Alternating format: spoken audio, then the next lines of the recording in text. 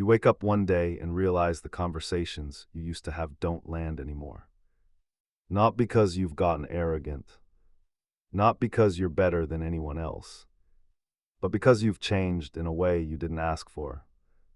You've outgrown the version of yourself that fit neatly into their expectations, and now when you speak, you can feel the invisible wall between you and everyone else. They're still talking about the same things, the same complaints, the same loops. And you don't know how to go back. Carl Jung called this individuation, the process of becoming who you really are, not who you were conditioned to be. But here's what no one tells you. Individuation doesn't just change you, it isolates you. Because the moment you stop performing the role they needed you to play, the people who loved that version of you start treating you like a stranger. Outgrowing isn't winning, it's grieving. This isn't about spiritual superiority. This is about the psychological reality of what happens when you evolve and everyone around you stays the same. Stay with me for the next 12 minutes, because if you've ever felt like you're speaking a language no one else understands anymore, this will explain everything. Let's start with what's actually happening beneath the surface.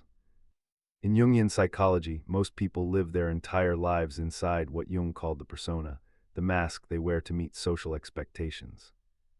Your family has a version of you they need. Your friends have a version of you they expect.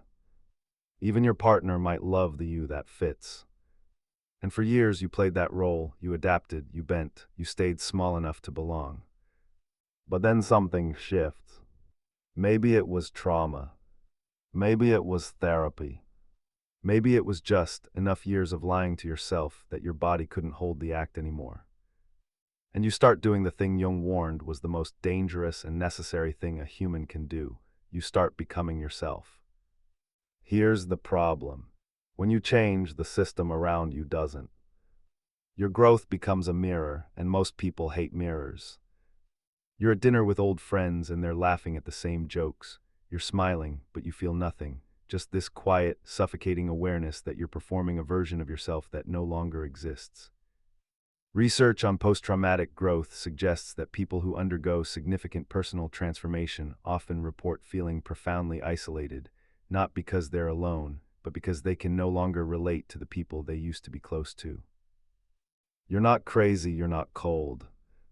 You've just walked through a door most people refuse to open, and once you're on the other side, there's no faking your way back. Here's where it gets uncomfortable. Because outgrowing people isn't always noble. It's not always about boundaries and self-respect. Sometimes it's messier than that.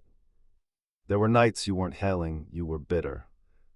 You weren't setting boundaries, you were quietly hoping someone else would fail so you wouldn't feel so far behind. You told yourself you were protecting your energy, but really you were just done pretending, done explaining, done carrying the weight of relationships that only worked when you were smaller. And admitting that felt like losing your identity. Because it shattered the story that you were the good one, the patient one, the one who stayed. Jung wrote extensively about the shadow, the parts of ourselves we refuse to see, and one of the deepest shadows in the individuation process is this. You will resent the people you used to need. Not because they're bad, but because they remind you of who you used to be, and you can't go back to that. There were mornings you woke up and your chest felt heavy before you even remembered why. As if someone had surgically removed the future from your body, and the hardest part, no one around you could see it. They saw you pulling away. They saw you changing. But they couldn't see the cost of staying the same. Jung is often credited with saying, "The privilege of a lifetime is to become who you truly are."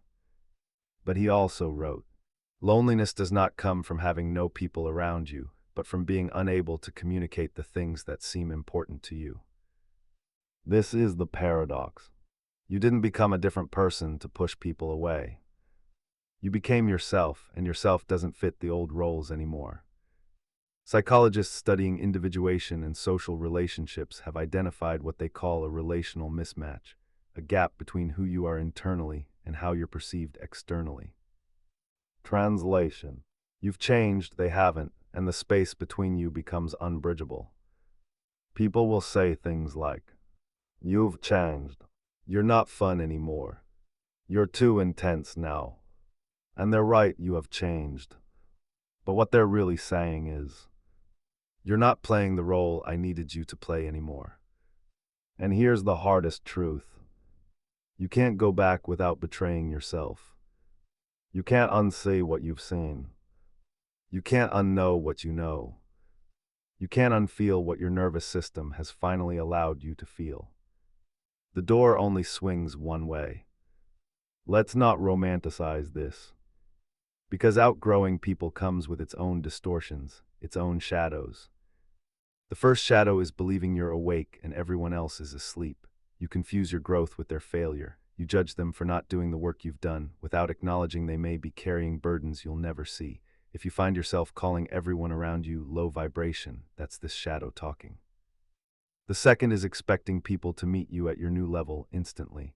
You forget that 6 months ago you were them. You withdraw before they even have a chance to understand what's changed. You forget that transformation takes time and grace goes both ways.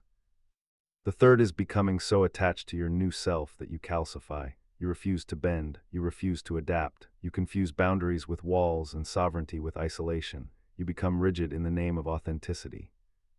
The fourth is discarding people the moment they don't resonate anymore. You forget that relationships aren't transactions. You forget that love sometimes means staying when it's uncomfortable, not to fix them, but to honor what once was. Jung was clear about this. He said individuation wasn't about isolation, it was about becoming more capable of genuine connection, not less. If your growth makes you cold, you haven't individuated. You've just found a more sophisticated way to avoid intimacy. So what do? How do you honor your growth without destroying every relationship you've ever had? First, grieve the old versions, not just of yourself, but of them. The friend who used to get you, she's still there, but the version of her that matched the old you, that's gone. Mourn it, don't force it, don't fake it. Second, speak the truth without the sermon. You don't need to explain your entire transformation, but you can say, I'm in a different place now. I don't know how to talk about this yet, but I'm not the same person I was a year ago. Honesty without evangelism. Third, accept seasonal friendships. Some people were meant for a chapter, not the whole book. You can love them, you can honor what they gave you, and you can let them go without making them wrong. Fourth, find your new constellation. Jung talked about the importance of finding others on the individuation path, not to create an echo chamber, but to remember you're not insane. Seek out people who have walked through their own fire. They won't need you to explain, they'll just know. Fifth, stay soft in the midst of strength. Boundaries don't require cruelty. Distance doesn't require coldness. You can be unreachable to what drains you and still hold love for the people you've outgrown. Sovereignty isn't isolation, it's choice. Here's what I want you to remember. You didn't outgrow people because you're better. You outgrow them because you became different. And different isn't superior, it's just no longer compatible. Jung said the ultimate goal of individuation is not to become invincible, it's to become whole. Whole enough to stand alone when you need to. Whole enough to connect deeply when it matters. Whole enough to let people go without bitterness and stay when it costs you comfort. If you felt the loneliness of this transition, know this. You're not broken, you're not cold, you're not failing at relationships. You're doing one of the hardest things a human being can do. You're choosing yourself. And yes, that comes with a cost. But the alternative, betraying yourself to keep people comfortable, costs more. There's a line often attributed to Jung that I keep coming back to. The foundation of all mental illness is the unwillingness to experience legitimate suffering. Outgrowing people is legitimate suffering. It's supposed to hurt, it's supposed to feel like loss. Because it is loss. But it's also the price of becoming real. And once you've tasted what it feels like to live as yourself, not as the role, not as the mask, not as the version everyone needed, you can't go back. You won't want to. It's not that losing them was worth it. It's that losing yourself isn't. Because on the other side of this loneliness, there's a version of connection that doesn't require you to shrink. A version of love that doesn't demand your silence. A version of belonging that starts with you. And that's not about being above anyone. It's about finally being honest.